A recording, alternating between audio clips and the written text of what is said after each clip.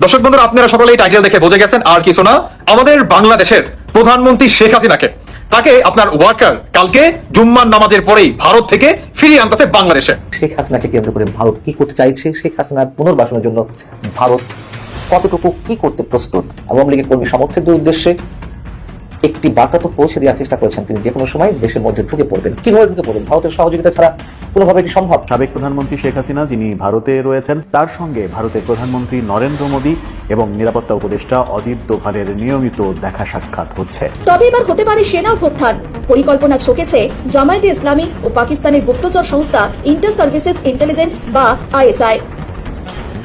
আর সেই ভয়ঙ্কর পরিকল্পনায় গ্রেপ্তার করা হতে পারে বাংলাদেশের বর্তমান সেনাপ্রধান জেনারেল ওয়াকারুজ্জামানকে।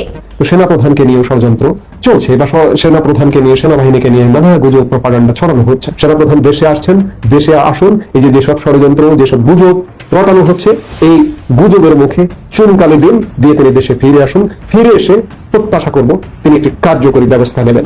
জেনারেল ওয়াকারুজ্জামান রয়েছেন আফ্রিকা সফরে গেছেন এবং সেখানে রাষ্ট্রপুঞ্জের যে শান্তি বাহিনী আছে, সেই শান্তি বাহিনীর ওখানেও তিনি দেখা করেছেন। যেই দেশে কোনো গণতান্ত্রিক সরকার থাকে না, সেই দেশের সেনাবাহিনীকে রাষ্ট্রপুঞ্জ ব্যবহার করে না। আলটিমেটাম এসেছিল, সেখানে গিয়ে দেখা করেছে। তিনি কথাও দিয়েছেন যে খুব তাড়াতাড়ি বাংলাদেশে একটা গণতান্ত্রিক সরকার আসতে চলেছে। তার মানে কি শেখ হাসিনা ফিরতে চলেছেন?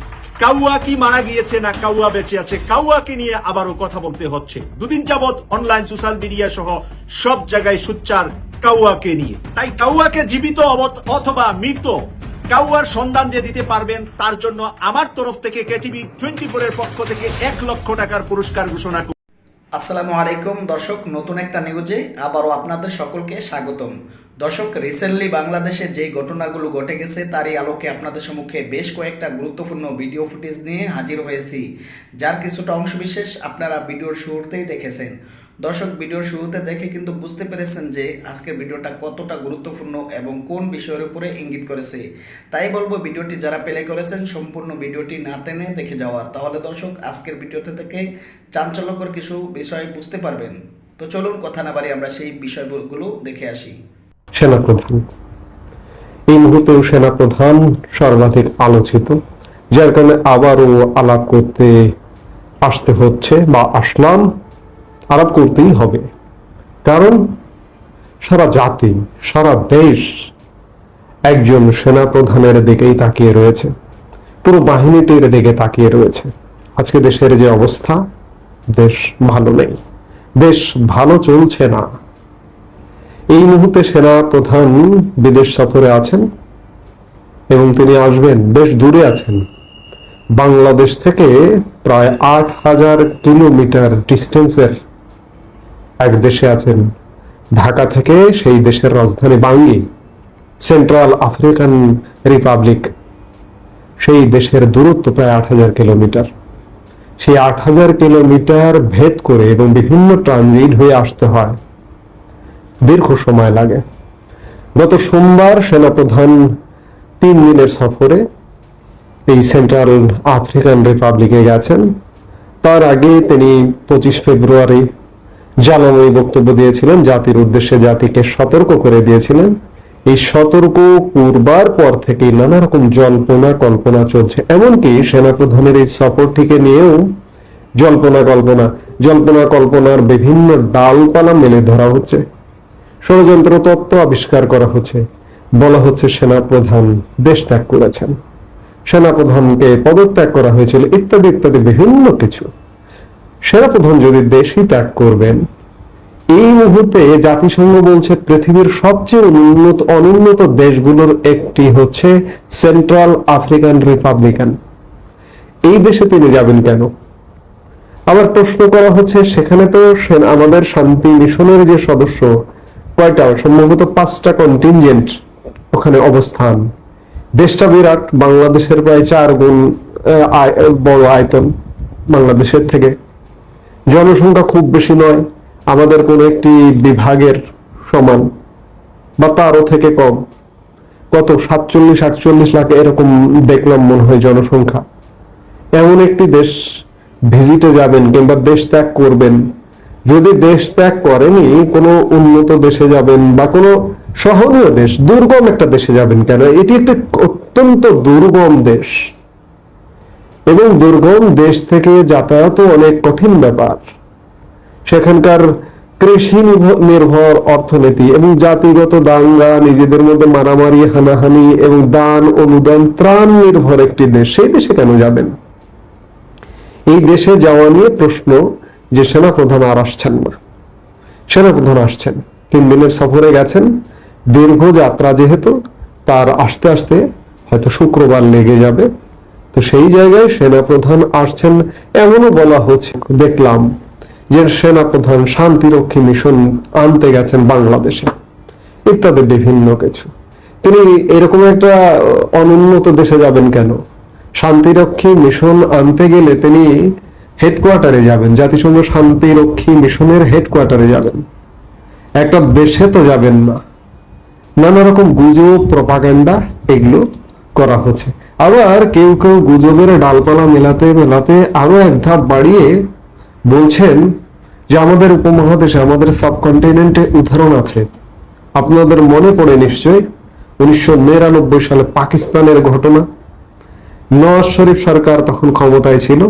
নওয়াজ শরীফ সরকার তৎকালীন সেনাপ্রধান জেনারেল পারভেজ মোশাররফকে দেশে তার বিমান অবতরণ করতে, তিনি শ্রীলঙ্কা সফরে গিয়েছিলেন, সফর থেকে ফিরে দেশে বিমান অবতরণ করতে বাধা দিয়েছিল। এই বাধার পরিপ্রেক্ষিতে সেনাবাহিনী সরকারের বিরুদ্ধে বিদ্রোহ ঘোষণা করে এবং নওয়াজ শরীফকে পতন ঘটিয়ে পারভেজ মোশাররফ ক্ষমতার কেন্দ্রে আসেন। বাংলাদেশেও এমন শঙ্কা, এমন আশঙ্কার কথা কেউ কেউ বলছেন। আমি বাংলাদেশি বলবো না, বিদেশি, এমনকি আমি ভারতীয় 2-1টি চ্যানেলেও দেখলাম যে এমন ঘটনাও কি ঘটতে পারে কিনা। আসলে সত্যিকার অর্থে সেই ধরনের কোন ঘটনার কোন আলামত নেই। আবার ভেতরে ভেতরে যেহেতু সেনাবাহিনী নিয়ে নানা রকম ষড়যন্ত্র, সেনাবাহিনীর মনোবল ভেঙে দেওয়া, বাংলাদেশের মনোবল ভেঙে দেওয়া, বাঙালি জাতির মনোবল ভেঙে দেওয়া, একটা ব্যর্থ রাষ্ট্র ওই ধরনের সেন্ট্রাল আফ্রিকান রিপাবলিকের মতো দেশ বানানোর নানা রকম পায়তারা চলছে। সে জায়গায় এই ধরনের গুজব, প্রপাগান্ডা চালু রেখে একটি পক্ষ স্বার্থ হাসিল করতে চায়। তাদের কি স্বার্থ? তাদের হয়তো ব্যক্তি স্বার্থ হাসিল হতে পারে। তারা হয়তো কোটি কোটি ডলার কামাতে পারে, কামিয়ে বিদেশে নিরাপদে জীবনযাপন করতে পারে, কিন্তু তার জন্মভূমি, তাদের জন্মভূমিকে ধ্বংসস্তূপে পরিণত করতে পারে। এটি হতে পারে। এরকম ষড়যন্ত্র চলছে। তো সেনাপ্রধানকে নিয়েও ষড়যন্ত্র চলছে, বা সেনাপ্রধানকে নিয়ে, সেনাবাহিনীকে নিয়ে নানা গুজব, প্রপাগান্ডা ছড়ানো হচ্ছে। তবে আমাদের যে কোনো কিছু নিয়ন্ত্রণে নেই, এটি মানতেই হবে। কোনো কিচ্ছু নিয়ন্ত্রণে নয়। যে কোনো সময়, যে কোনো জায়গায় মব নাম দিয়ে আপনার সাথে ধরুন একটা পূর্ব শত্রুতা আছে, আপনাকে ঘায়েল করতে পারে। এই যে গত পরশু থেকে আমি চিন্তা করছি, সাবেক প্রধানমন্ত্রীর রাজনৈতিক উপদেষ্টা এইচ.টি. ইমামের পুত্র, সাবেক এমপি তানভীর ইমাম, তার সাবেক স্ত্রীর বাসায় কি ঘটনা ঘটলো। একদল লোক, কে বা কারা, কেউ চেনে না, এসে বাসায় ঢুকলো, হামলা করলো, লুটপাট করলো। অর্থাৎ আগে যে রাজনৈতিক দলের মিছিল মিটিং এর জন্য লোক ভাড়া করা হতো, এখন এই মব ক্রিয়েট করার জন্য লোক ভাড়া করা হয়। কারণ আমাদের কর্মসংস্থান বন্ধ হয়ে গেছে, গার্মেন্টস বন্ধ হয়ে গেছে, কর্মের চাকা স্তব্ধ হয়ে গেছে। তারা কি করবে? তাদেরকেই কি ভাড়া করে আনছে? ভাড়া করে এনে এই ধরনের মব ক্রিয়েট করা হচ্ছে। সরকার যদিও উদাসীন ভূমিকা পালন করে যাচ্ছে, এর দায় এড়াতে পারে না সরকার। আজ হোক কাল হোক, একদিন না একদিন সরকারের এসব দায়ের বিচার হবে। কিন্তু একটি আশার কথা যে যারা মব ক্রিয়েট করেছে তানভীর ইমামের সাবেক স্ত্রীর বাসায় বা শ্বশুর বাসায়, সেই বাসায় তাদের মধ্য থেকে কয়েকজনকে গ্রেফতার করেছে। এখন তাদের শাস্তির আওতায় আনুক এবং দৃষ্টান্তমূলক শাস্তি দেওয়া হোক, নইলে এই ধরনের মব চলতেই থাকবে। এখন যেটি বলছিলাম সেনাপ্রধান নিয়ে, যে দেশ আসলে ভালো নেই। সিভিল যাদেরকে দায়িত্ব দেওয়া হয়েছে, সেনাপ্রধান যাকে দায়িত্ব দিয়েছেন, যাদেরকে দায়িত্ব দিয়েছেন, তারা দেশ ভালো রাখতে পারছেন না, আমাদেরকে ভালো রাখতে পারছেন না। আমরা প্রত্যাশা করব, আমি বারবারই বলি যে সামরিক শাসন নয়, একটি 3 মাসের সরকার, এবং সেটি সেনা তত্ত্বাবধানে, এমনকি আন্তর্জাতিক তত্ত্বাবধানে হতে পারে, জাতিসংঘের তত্ত্বাবধানে হতে পারে। অবশ্য জাতিসংঘ যদিও বা এখন একটি খানিকটা অযোগ্য প্রতিষ্ঠানে পরিণত হয়েছে, যদি তাই না হতো ট্রাম্প প্রশাসন, মার্কিন যুক্তরাষ্ট্রের নতুন প্রশাসন কেন একের পর এক জাতিসংঘের বিভিন্ন সংস্থা থেকে প্রত্যাহার করে নিচ্ছে, সেই জায়গায় প্রশ্ন আছে। আমি সর্বোপরি বলবো সেনাবাহিনীকেই, সেনা প্রধানকেই এই যে যত ষড়যন্ত্র আছে এগুলো রুখে দিতে হবে এবং দেশে একটি অবাধ, নিরপেক্ষ, সুষ্ঠু নির্বাচনের পরিবেশ তৈরি করতে হবে। সেনাপ্রধান দেশে আসছেন, দেশে আসুন। এই যে যেসব ষড়যন্ত্র, যেসব গুজব রটানো হচ্ছে, এই গুজবের মুখে চুনকালি দিন দিয়ে তিনি দেশে ফিরে আসুন। ফিরে এসে প্রত্যাশা করব তিনি একটি কার্যকরী ব্যবস্থা নেবেন। তিনি যদি ব্যবস্থা না নেন, তাহলে তিনি যে কথাটি বলেছেন, স্বাধীনতা, সার্বভৌমত্ব বিপন্ন হতে পারে, অমূলক কিছু নয়।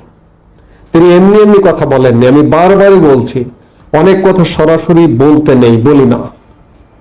তিনি সিগন্যাল পেয়েছেন, সিগন্যাল পেয়ে বলেছেন যে আপনারা যদি নিজেদের মধ্যে হানাহানি করেন, দেশের স্বাধীনতা, সার্বভৌমত্ব বিপন্ন হবে।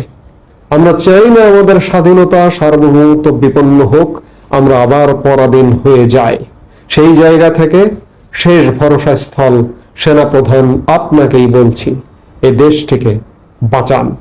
আপনি বাংলাদেশের ইতিহাসের অংশ হয়ে উঠুন এই দেশটিকে বাঁচিয়ে। আসসালামু আলাইকুম। আমাদের প্রধান উপদেষ্টা ডক্টর মোহাম্মদ ইউনূস সম্পর্কে আমি প্রায় একটি কথা বলে থাকি, তিনি এমন একটা সহজ সরল ভাব নিয়ে থাকেন সবসময় যেন তিনি কিছুই বোঝেন না। আসলে বাস্তবতা হচ্ছে উল্টো। অনেকেই মনে করেন তিনি যে কোনো পাক্কা পলিটিশিয়ানের চেয়ে কোনো অংশ কম নন এবং যে কোনো সময় সুর বদলে দিতে পারেন, এটি অনেকেই মন্তব্য করে থাকেন। এবং তারই একটা নতুন নমুনা, একেবারে সাম্প্রতিক একটা উদাহরণ, বিবিসি বাংলা সার্ভিসে তিনি 3 দিন আগে যে ইন্টারভিউটি দিয়েছেন, সেখানে যেসব কথাবার্তা বলেছেন, একই ইস্যুতে আবার ভিন্ন কথা বলেছেন বিবিসিরই ইংলিশ সার্ভিসে দেওয়া একটি সাক্ষাৎকারে। বিবিসি 3 দিন আগের যে ইন্টারভিউটি বাংলার, সেখানে আওয়ামী লীগ নিষিদ্ধ করা না করার বিষয়ে তিনি বলেছেন যে আমরা ঐকমত্যে বিশ্বাস করি, রাজনৈতিক দলগুলো ঐকমত্যে পৌঁছালে যদি আওয়ামী লীগ নিষিদ্ধ করতে চায় করবে, না হলে করবে না। এবং আওয়ামী লীগ যে বাংলাদেশে অস্থিতিশীলতা সৃষ্টির জন্য দিনের পর দিন চেষ্টা করে যাচ্ছে আনরেস্ট তৈরি করার জন্য, সেটিও তিনি বলেছেন যে এটি বাংলাদেশের জন্য বড় হুমকি, এই যে দলটি পালিয়ে বেড়াচ্ছে। 3 দিন পর এসে বিবিসির ইংলিশ সার্ভিসে যে ইন্টারভিউটি প্রকাশিত হলো বুধবার, সেখানে তিনি বলছেন আওয়ামী লীগ নির্বাচনে অংশ নেবে কিনা সেটি তাদের সিদ্ধান্ত। আওয়ামী লীগ কি বলেছে আওয়ামী লীগ নির্বাচনে অংশ নেবে না? এবং একই সঙ্গে তিনি বলছেন যে নির্বাচনে কারা অংশগ্রহণ করবে তা নির্বাচন কমিশন সিদ্ধান্ত নেবে। এর আগে ইন্টারভিউতে বলেছেন বা সবসময় বলেছেন রাজনৈতিক দলগুলো যে সিদ্ধান্ত নেবে, আর এখন বলছেন নির্বাচন কমিশন যে সিদ্ধান্ত নেবে। মানে 2 ধরনের বৈপরীত্য কথার কতটা ভয়ঙ্কর একটি নমুনা। আওয়ামী লীগের নেতাকর্মীদের নিরাপত্তার বিষয়ে বিবিসির পক্ষ থেকে প্রশ্ন করা হয়েছিল, ইংলিশ সার্ভিসের পক্ষ থেকে। সাবেক রাষ্ট্রপতি বিবিসি ভাষাতে শেখ মুজিবুর রহমানের 32 নম্বরের বাড়ি থেকে শুরু করে সারা দেশে যে আওয়ামী লীগ নেতাকর্মীদের বাড়িঘর গুড়িয়ে দেওয়া হলো, জ্বালিয়ে দেওয়া হলো বুলডোজার দিয়ে, সেখানে তিনি বলছেন কি অদ্ভুত কথা, দেশে আইন আছে, থানা আছে, আওয়ামী লীগ নেতাকর্মীরা থানায় যাক, অভিযোগ করুক, অভিযোগগুলো নথিভুক্ত হোক।